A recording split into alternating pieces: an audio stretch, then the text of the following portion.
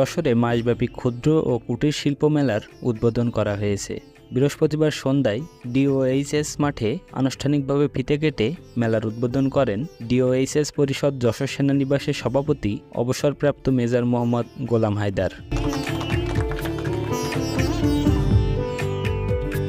মেলার সার্বিক তত্ত্বাবধানে রয়েছে ক্যান্টনমেন্ট বোর্ড ও যশোর সেনানিবাস। মেলায় বিশেষ আকর্ষণ হিসেবে রয়েছে দ্য লায়ন সার্কাস। এছাড়াও রয়েছে মেলায় প্রবেশের টিকিটের উপর র্যাফেল ড্র, রয়েছে বিভিন্ন হস্ত ও কুটির শিল্পের নানা পণ্যের বিপুল সমাহার, রয়েছে বাচ্চাদের বিনোদনের ব্যবস্থা। এছাড়াও প্রতিদিন থাকবে দেশের নামিদামি শিল্পীদের পরিবেশনায় সাংস্কৃতিক অনুষ্ঠান। এ মেলার সার্বিক ব্যবস্থাপনায় রয়েছে নওমী এন্টারপ্রাইজ। সরেজমিনে গিয়ে দেখা যায় তরুণ